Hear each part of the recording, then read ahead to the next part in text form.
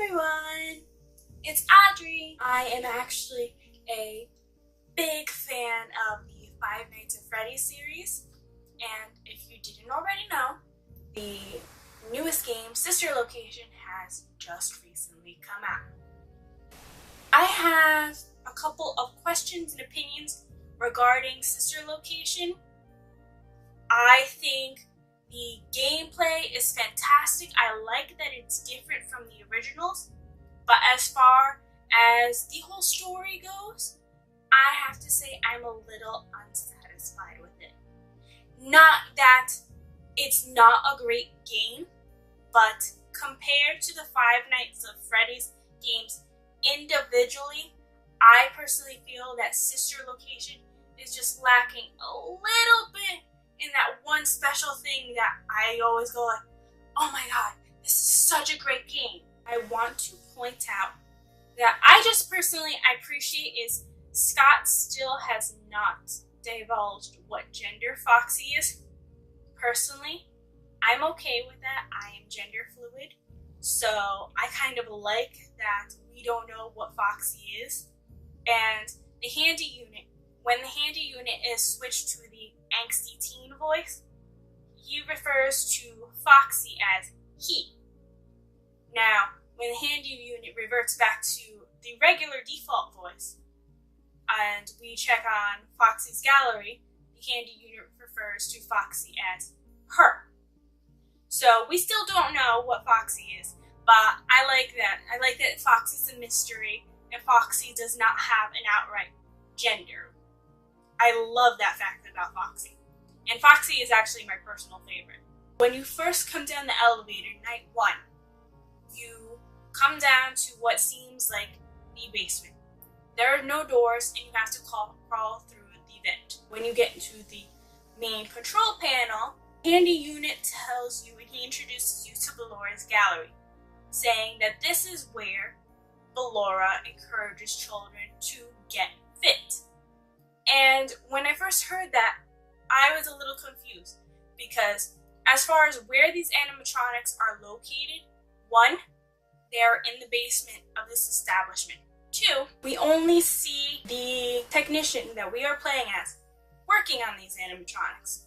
And three, HandyUnit tells us that they get rented out for private parties every day. Why would BLÄLOKPIIK's gallery be where she encourages children to get fit and dance? This does not look like a place where children would be allowed to enter. The next thing that HandyUnit wants us to do is to motivate them. To motivate them, they want a controlled shock. Essentially, it's like to get these animatronics to perform the way that they are supposed to. They go through some sort of shock therapy, which is kind of a little weird to be doing to an animatronic. You would be thinking if it's not working the way it's supposed to, you would go in, check the mechanism out, and manually have to fix it, not shock them into doing what they're supposed to be doing. I thought that was weird because as far as the game's concerned, it was never really explained why these animatronics are being shocked. In some nights, like the first night with Baby, we shock her a couple of times, and then the HandyUnit's like, great, Baby's working the way she's supposed to, or something like that. But when you click the light for her gallery, you don't see her. In fact, every time we go to Circus Baby's gallery and we flip the light on, you never see Baby actually in there. We don't see Baby face to face until much later in the game. Not that we see BLÄLOKPIIK or Foxy, but we do see them through their window, even if it's their shadow. For Baby, we don't see her at all. So the stage is set for this game with the HandyUnit telling you when you first come down the elevator how Freddy Fazbear's Pizzeria unfortunately had to close down. Just hearing that does not tell us where Sister Location falls in the FNAF timeline. Alright, so I have one possible hint where Sister Location might fall in line with the other FNAF games. As we already know, Freddy Fazbear's Pizzeria has been closed down due to whatever reason. And Circus Baby's Pizza World has opened. In the very first Five Nights at Freddy's game, we're introduced as it being the grand reopening of Freddy Fazbear's Pizzeria. In the Five Nights at Freddy's timeline, the first game comes after the second game. I believe that this game is set between Five Nights at Freddy's 2 and Five Nights at Freddy's 1. Five Nights at Freddy's 2 comes before the first one. In the second game, the pizzeria closes down, and the first game, it starts you off with it being the grand reopening of Freddy Fazbear's Pizzeria. Now, the sister location's animatronics look and feel similar to those of the animatronics that were used in Five Nights at Freddy's 2, the toy line. They look closer to the toy line. Now, if we are Mike Schmidt, as a possible indication by the little name on the keypad, and also that is the name of the security guard in Five Nights at Freddy's 1, then it is very possible that this game is supposed to be right after the events of Five Nights at Freddy's 2, but before the grand reopening of Five Nights at Freddy's that takes place in the first game.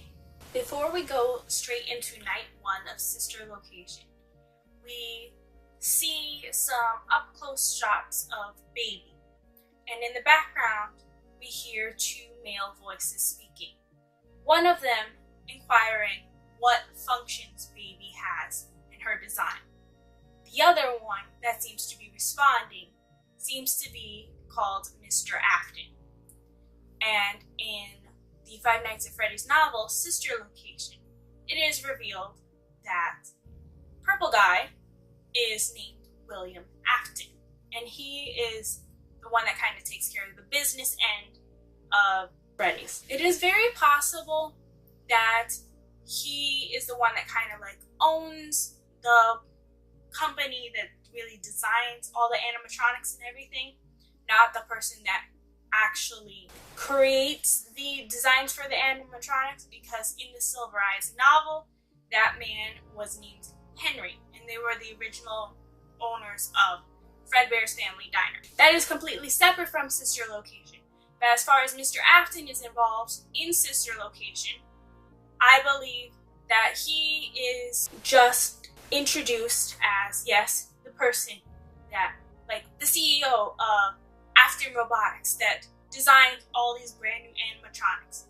And they just want to see what they can get for Circus Baby's Pizzeria. That's what I think that conversation is at the beginning, is they want to see what she can do before they decide, yeah, we want Baby and give us those other 3, and we're gonna put them in our new pizzeria. Obviously, if you are the CEO of a company, you have to have some knowledge of what is going on with your company. And in the case of Purple Guy obviously knows how to use the spring lock suits and everything. He has that kind of knowledge. And that was the same in the case of the novel, The Silver Eyes. That is not really something that's included in Sister Location, obviously, because Sister Location is not directly affiliated with Five Nights at Freddy's, hence the name Sister Location. Aside from the initial conversation between Mr. Afton and what I would assume would be the entrepreneur mentioned in one of Scott's teasers for the game, there is, between certain scenes, the voice of a little girl talking. And she says things like, "Why won't you let me play with her? She's so pretty. Please let me play with her. Oh, look, she can make balloons. You made her for me, didn't you?" And we don't know the identity of this girl, but I have a feeling that this little girl is talking about Baby. There's 2 reasons why I feel she's talking about Baby. One is later on when you're supposed to go into the Fun Time Gallery to go to the Parts and Services room. They said that Baby had a rough day, don't go and see her. However, her vent is open and you're able to see her. And if you go into her gallery, and you sit under the desk. Baby tells you a story about how she used to perform on this stage someplace else. From the sounds of it, it sounds like wherever Baby was previously. I don't know if this is an actual restaurant for Circus Baby's Pizza World, or a possibility that Baby was at some point in one of the Freddy Fazbear establishments. Either one is unclear, but she talks about how she was acutely aware of children coming out and how many children were in there, and that there was this little girl when she was in there by herself while Baby was performing. A strange thing happened between her and the little girl, and Baby says that she felt weird, and then her chest cavity opened and ice cream came out, and the little girl approached her, and Baby states she did not feel like herself. Something happens because then Baby says next that the little girl begins screaming, but no one can hear her because the children that come in after are too excited to see Baby and everything else going on. They don't hear this screaming little girl. Baby asks why did this happen, but she does not say what happened to the little girl. It is a possibility that the girl probably went to get the ice cream and Baby malfunctioned. And in doing so, when Baby malfunctioned, maybe her chest cavity or something closed on the little girl and hurt her. The girl that went to get the ice cream and screamed when she was in front of Baby, I strongly believe that little girl is the same little girl we heard at the beginning talking about, oh, she's so beautiful, did you make her for me? I believe that is the same girl. Now, whether that girl is inside Baby one way or another, whether it's her soul or what, that is unclear. That is not ever really clear within the games. Like with the other Five Nights at Freddy's games, you could build enough clues, or rather you have solid information because we actually see through mini games or other information that these children were stuffed into the suits. So you could kind of assume their souls are trapped inside these suits. But with this little girl and Baby, that is unclear, but it's a possibility that's what happened between them.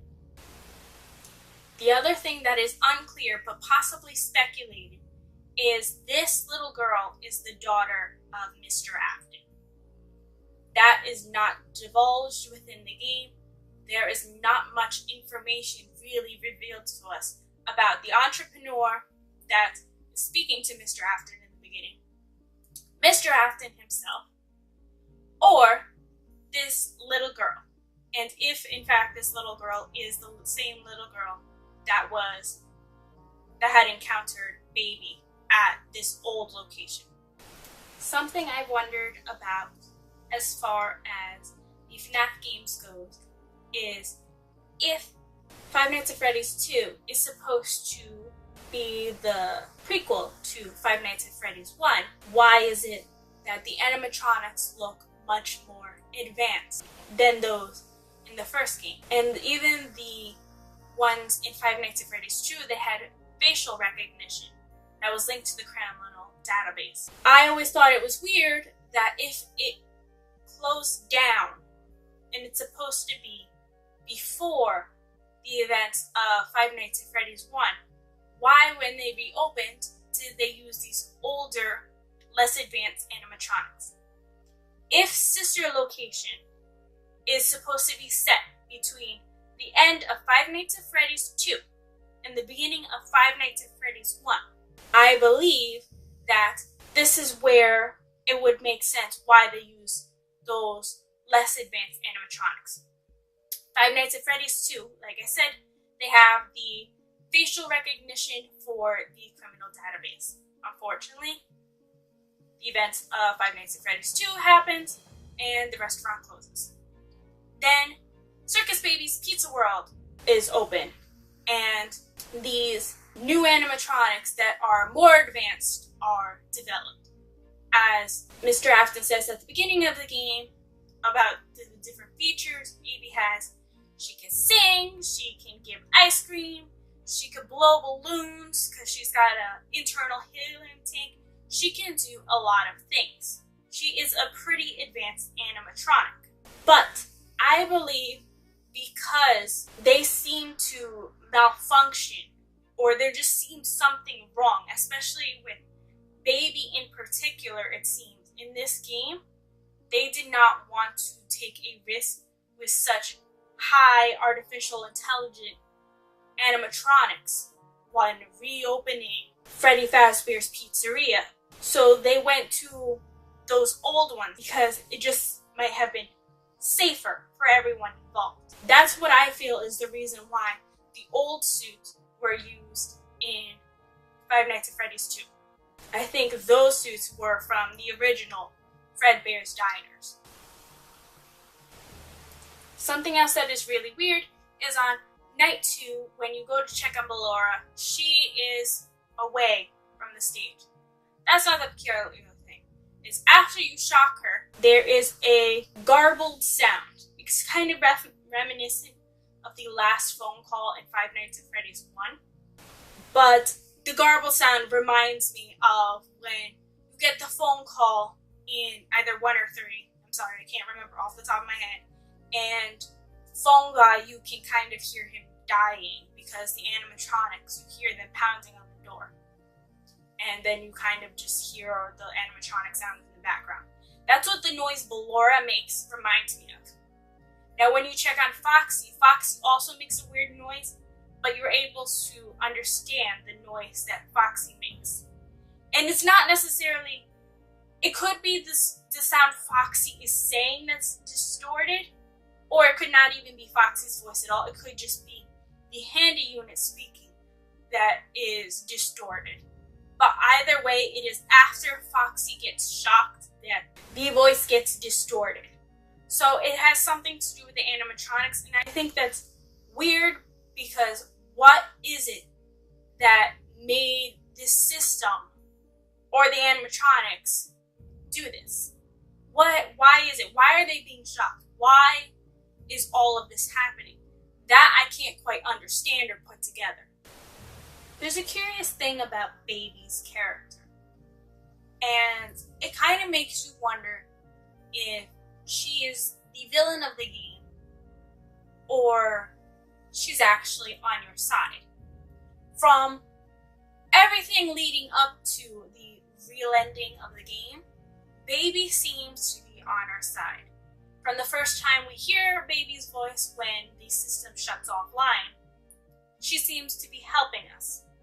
She tells you where to hide, she tells you not to make eye contact, she kind of gives you tips on how to survive.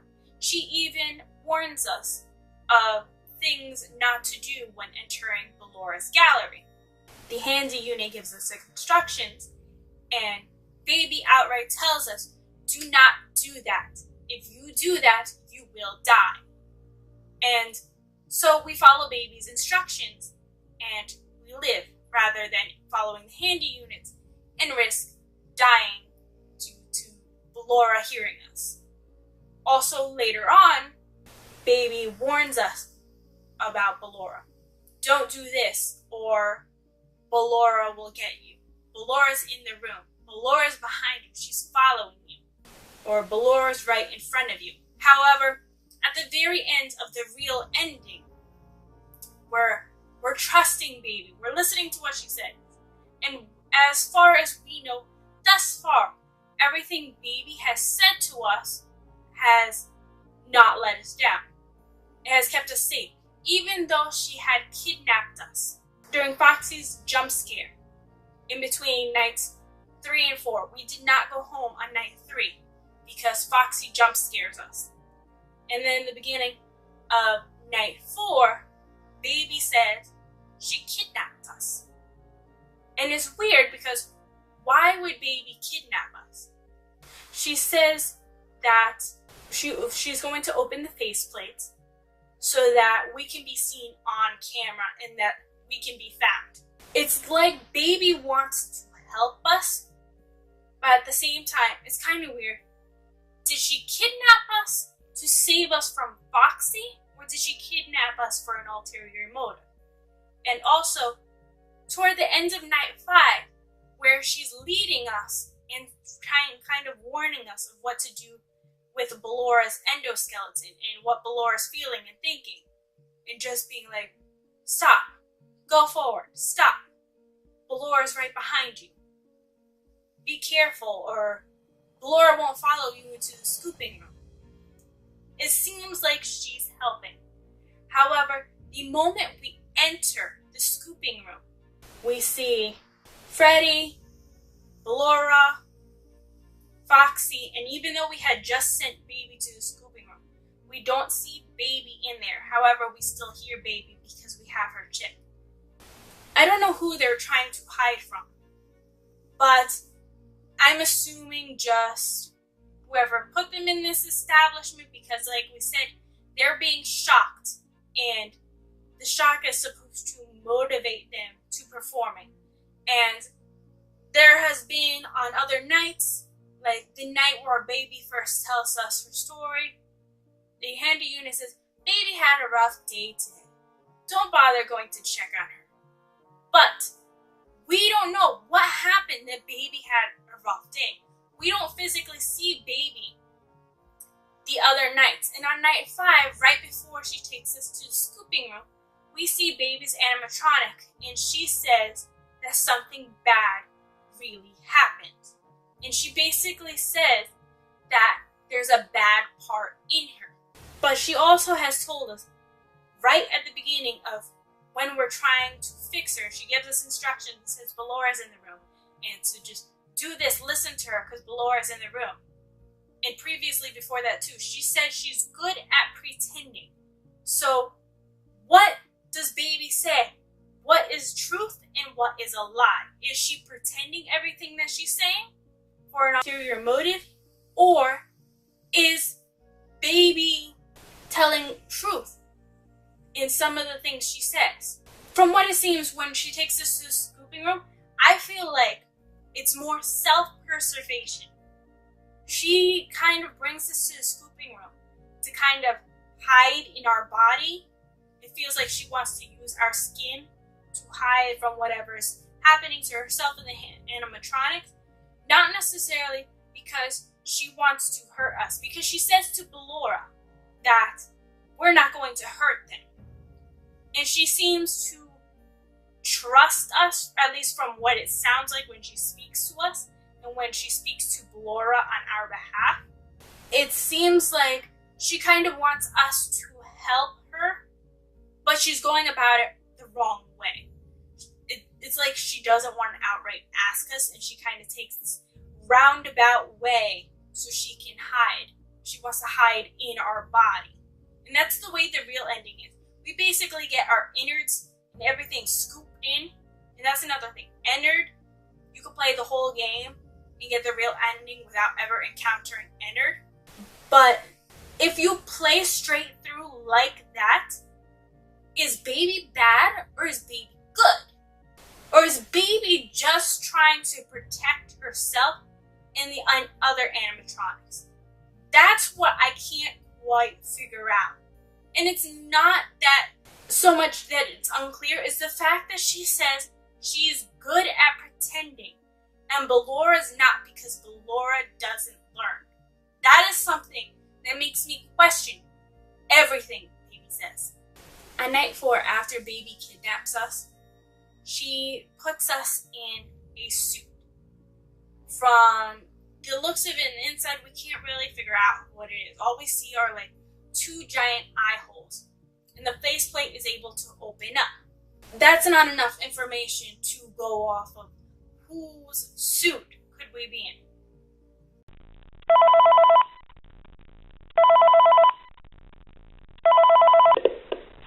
Hello. There's been a slight change of company policy concerning use of the suit.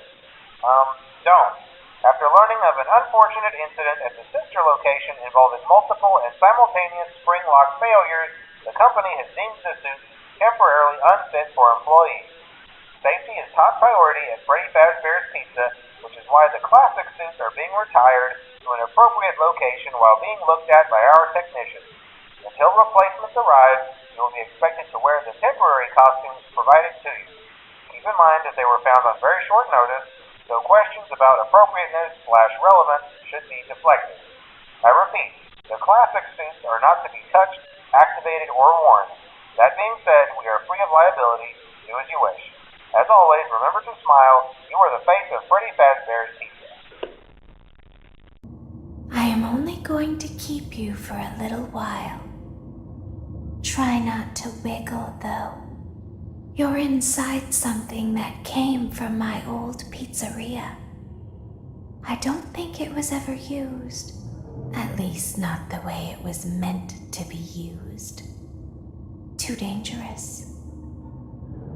It's just big enough for one person to fit inside, but just barely. My first thought was, oh shit, does that mean we are in the Golden Bonnie suit? And the reason why I feel it's Golden Bonnie is not only we're desperately trying to keep these spring locks in place, because she says right after that our heart rate and our breathing, we got to be careful. And we see these little screws kind of like coming out as the mini Renas come up, and we're trying to shake them off. And when we shake them off, it moves the little screws more.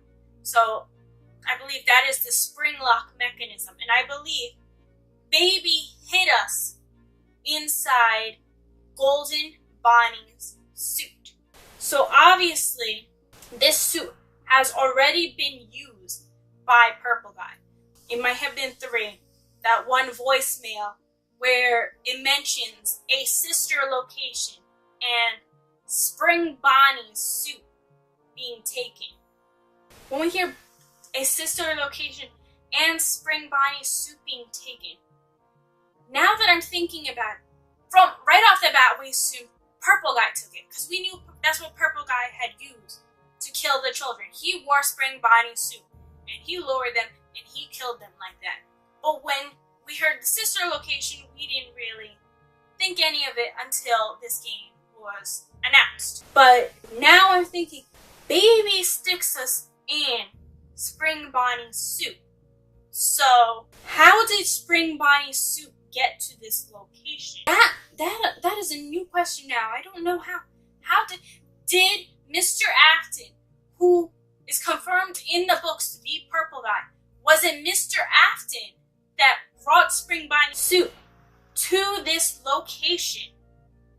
And Baby recognized it, and she hid us inside Spring Bonnie's suit.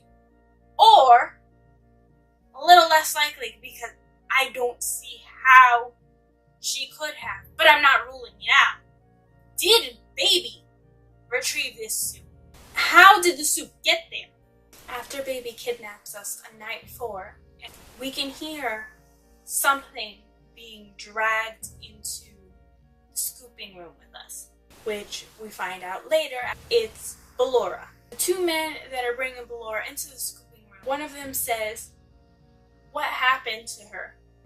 I feel like these things are always falling apart, which is important to note because it sounds like these animatronics are constantly breaking. And if we look at the source code from back to when this game was first being teased by Scott Cawthon, it had a daily list, sort of a maintenance list for the animatronics, and it did look like certain animatronics went out at least once every day. Now, the other person responds, "I'm not sure, it might be a hardware malfunction." Which makes me wonder, since a lot of these animatronics don't seem to function right, is it really just a hardware malfunction? Or is it something else completely? In the past Five Nights at Freddy's games, the suits and the animatronics, they seem to be kind of possessed by the dead children killed by Purple Guy. However, with With Sister Location, we don't really have a backstory like that says what is going on with these animatronics. Why are they malfunctioning? So it makes me wonder, are they just advanced intelligence? Are they that advanced that they kind of have their own self-awareness? Or is it something similar to the whole deal that's been with the other animatronics at Five Nights at Freddy's? So, as far as the way the game ends with the real ending, you don't get introduced to Ennard. There are a lot of unanswered questions, as I stated earlier, like who's this girl, etc., etc. Now, there is a different ending, and you can achieve that ending after you correctly beat the baby's death minigame. After you beat that, you will get a key card, and then on night 5, you will disobey baby. Instead of going left to the scooper room like she tells you to, you'll go right, and you have access to the private room. Now, this is where you meet Ennard. The game format of the private room compared to the rest of the room is very reminiscent of the first Five Nights at Freddy's game. You have the 2 doors, you also have a small little vent above which you can close, and you've got the security cameras. The existence of Ennard, who Ennard is not explained when you first get there. You hear baby's voice still talking to you, and baby speaks in we and us. So from my assumption, if you watch the real ending, when baby takes you to the scooping room, Foxy's been scooped, Bellora's been scooped, Freddy's been scooped, and baby has been scooped. And in the back window when baby's talking, you kind of see a figure. You don't know what it is, but from the teaser images, it kind of looks like it would be Ennard. Now, when you see Ennard in the private room, if you disobey baby and baby is talking we and us. Originally, I thought Ennard had pieces. I thought Ennard was a completely different animatronic that no longer works, similar to Mangle, and his pieces were taken apart and used as parts inside the other animatronics. But from the way baby is speaking, it sounds as if Ennard is actually the combination of Freddy, Foxy, Bellora, and baby after they're being scooped. That's what all their insides, their innards, create Ennard. So Ennard is roaming around the hallways, and you hear baby say things like, "You have to help us. You must let us in. We need you. We need you to hide. We need you so we can escape." Then baby says something like this. She says, "You came here to see her, didn't you?" Now, who is this her? Going back on the theory that we're playing as Mike from the first FNAF game, Mike Schmidt, as the little label on the tablet, the little keyboard tablet, it says Mike on it. Now, the thing is, we hear a little girl's voice, we don't know who it is, and if we just kind of link in other things, like things from FNAF world and the book, etc., etc., the little girl, the little voice that we're hearing of this little girl, is the same little girl that is in FNAF 4, and baby is designed after that little girl. I think when the little girl first encountered baby, even though she was not supposed to, probably because baby wasn't working entirely properly or whatever reason, that's when she got hurt and something happened to her. And The reason why I say this is in FNAF 4, when we're playing as this crying child, there in the house, there is the brother that wears the Foxy mask trying to scare the crying child. But there is another room that looks like it belongs to a girl and has Mangle in it. Now, MatPat was the one that said that it's probably, Baby's probably this little girl. He said a couple months ago when he was already creating his theory for sister location. Which, from this rate, he might just be right. But I'm still trying to figure out where sister location falls in place with this whole timeline and everything. From what it sounds like is Mike is a part of that family. Mike is that older brother, the brother that was wearing the Foxy mask. The little girl that died, or presumably died, because it doesn't really state what exactly happened to her, she is the one that encountered Baby, and that's how she died.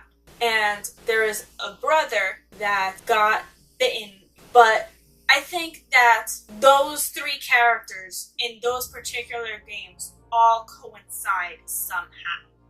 After Baby says that to us about, didn't you come to see her? Baby's voice stops speaking to us, and we hear the same little girl that has been talking in between scenes. So I believe that is the same little girl that Baby was referring to. It sounds like the little girl's voice is trying to guilt trip us into allowing Ennard to come into the room, because she says, you have to let me into the room. Isn't this why you came here, to see me? I don't think that it is actually the little girl. I do not know how Baby has this knowledge, but she is very good at pretending. So I kind of feel that it's Baby saying these things, using the little girl's voice. I don't know how, but I feel like she's doing it in a manipulative way in order to get the technician to let Ennard into the room so they can use his skin and just hide. When you're in the private room, anytime before you finish out the night, if you click on the little keypad next to the poster of Baby and type in 1983, the 3 screens on the desk in front of you will light up, and what will happen is it will show you, I guess, a live feed of the bedroom from Five Nights at Freddy's 4. The top one shows you an overview of the actual bedroom. The bottom left shows you the hallway where you play Fun with Plush Trap, and the bottom right shows you kind of like an aerial view of the actual bed itself. Back to what I was saying earlier about how the little girl might be the sister of the crying child from Five Nights at Freddy's 4, and this Mike could be Mike Schmidt from Five Nights at Freddy's 1, as well as the older brother of the crying child, and presumably whatever sister is in Five Nights at Freddy's 4.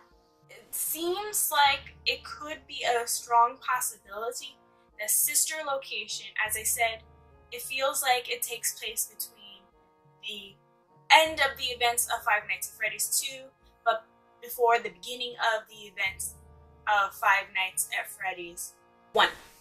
And it seems that just because you type in 1983, it could be during the same time as Five Nights at Freddy's 4. This is definitely an early piece in the timeline. However, the game itself just has a lot of questions that you end up asking, and you don't get enough information to kind of get answers for that. I feel as a standalone game, separate from the series, as well as inclusive with the series, you just don't get enough information with this, which it could totally just be Scott's purpose with that if he has plans to do more sister location related games. But I feel that in the past with his other games, you had enough information to kind of develop a story. Yes, you had questions, but I felt you had more answers than you had questions. Whereas Sister Location, you have more questions than you have answers. And that is the one part I feel that is a little unsatisfactory. Or actually, I had hoped for maybe a couple of cutscenes, a little bit more explanation. I like the gameplay overall, but the fact that you are being told what to do, it kind of felt a little too tutorial for me. And I just kind of wanted to see more of the physical animatronics, because a lot of times you didn't see them because they were in the dark, or you couldn't see them from their galleries, and Baby you didn't see a lot either. You just could not appreciate the full design of the animatronics. And I personally expected much more jump scares than there actually was. Yes, this game, you have to be very patient with it, but I felt it kind of seemed a little too easy. Like, once you figure out how to do it, it didn't feel like there would be a challenge if you were to replay it. Whereas the other Five Nights at Freddy's games, there's always a challenge because of the animatronics. They're always trying to get you. Whereas this one, as long as you're patient and you strategize right, you're gonna get it. That's the only thing that I felt was really unsatisfactory. But I love the game otherwise. And like I said, I just have all these questions. Let me know your thoughts. Leave them in the comments down below. If you like this video, hit the thumbs up. And subscribe if you want to see more videos like this. Let me know your thoughts. Just leave them in the comments down below. I'll see you next time. Bye!